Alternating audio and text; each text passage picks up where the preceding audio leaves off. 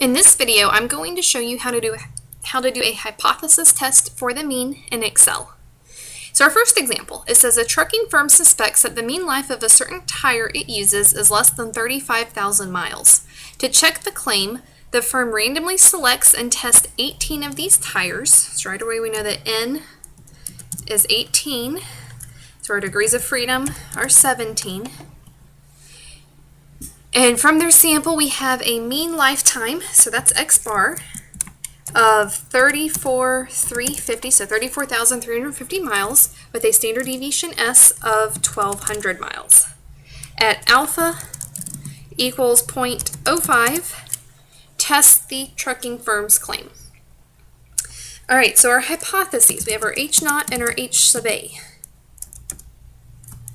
They're suspecting that the mean life is less than 35,000. So our mean, that symbol is mu, is less than 35,000. That's just a less than, so we need to put it down in H sub A. It's common that students always want to put the claim in H naught, but that's not necessarily the case. H naught always must contain an equal sign. And so in this case, since the claim is just less than and it doesn't contain an equal sign, it's got to go down in H sub A. So our claim is that the average is less than 35,000 miles, and so the complement is that our average is greater than or equal to 35,000 miles. Okay. So because H sub A has a less than, you can think of that as pointing to the left. This is going to be a left-held test. So if you visualize your graph with the bell curve, that t-distribution, we're going to be shading in the left side, and that area of the shaded region represents alpha. That is our rejection region. That tells us the part of the graph that is very, very unlikely to occur if H naught is actually a true statement. So we're going to have a left-held test, and the area inside alpha is the 0.05. So to find our critical value, we're going to use the t dot inverse function. And we're going to put an area to the left, which is the 0.05, with the degrees of freedom, which is 17. So then to get our standardized test statistic t, we use the formula that's x bar minus our assumed value for mu, which is the 35,000 number, divided by, and make sure you get parentheses around the whole denominator, s divided by the square root of n. And make sure you're clicking on n there, not your degrees of freedom. That's a very common typo. So we plug in our numbers into our formula to get our standardized test statistic, and we see that number is smaller. It's negative 2.2, whereas our critical value is negative 1.7. So that number is going to be further to the left and will be in the rejection region. And I know it's kind of hard to visualize since we're just talking about this in Excel, but if you draw it out on your paper, you'll see that the negative 2 is further to the left of negative 1.7, so our standardized test statistic fell in the rejection region. So our decision, the verdict of this test, is going to be to reject H naught. So we're rejecting H naught, which means H naught is false. So H sub A is true. Remember, they're complements. If we can prove one of them is false, then its complement must be true. So since H sub A is true, and that's where the claim is, we actually have enough evidence to support the claim. So we can say at alpha equals 0.05, there is enough evidence to support the claim that the mean life of a certain tire, wow, it's really hard to talk and type all at the same time, is less than 35,000 miles. So again, we had all of our values, we set up our hypotheses, realized it was a left-held test, so we put all of alpha in that left tail and found our critical value. Then we plugged everything into the formula to get our standardized test statistic. We saw that fell in the rejection region, so our verdict was to reject H naught, and there is enough evidence to support the claim. Let's do one more. So a local group claims that the police issue more than 60 speeding tickets a day in their area.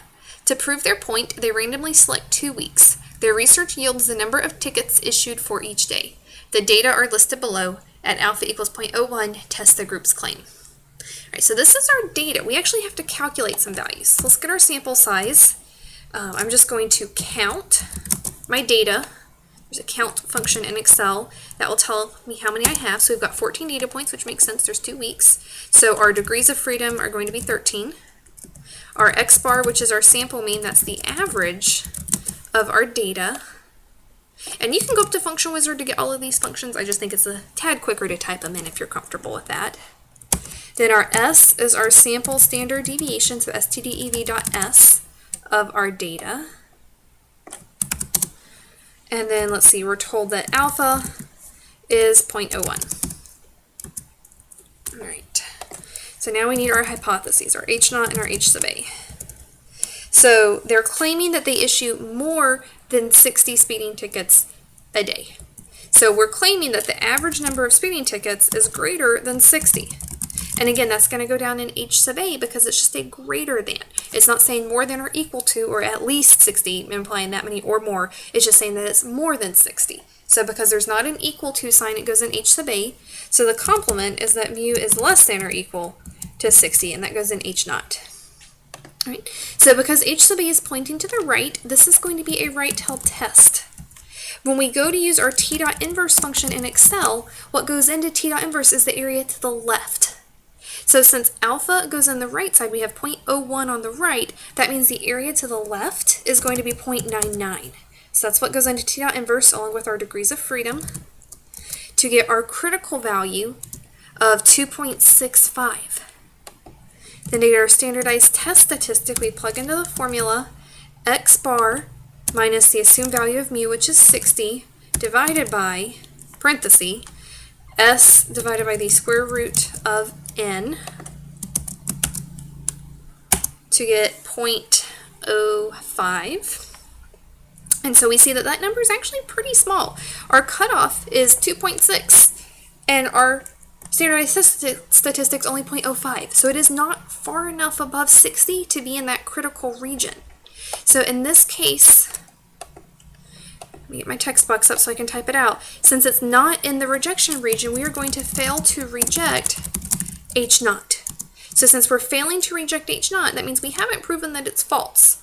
So what we need to say about our claim, since it's an H sub A, is we need to say that at alpha equals to 0.01, there is not enough evidence to support the claim that the police issue more than 60 speeding tickets a day. So we really can't say a whole lot because our claim's in H sub A and we don't have a real definitive conclusion about H naught. We're failing to reject it, which means we think that it's true, but we can't prove that it's true. So H sub A is probably false, but we can't prove that it's false. So all we say is that there's not enough evidence to support the claim. And there's a chart, it's in your PowerPoint, it's in your book near the end of 7.1 that has these interpretation sentences. I would write them on your note card for the next test. It will really help you to have the skeleton of these sentences written out so you don't have to get super stressed over trying to remember how you should structure them.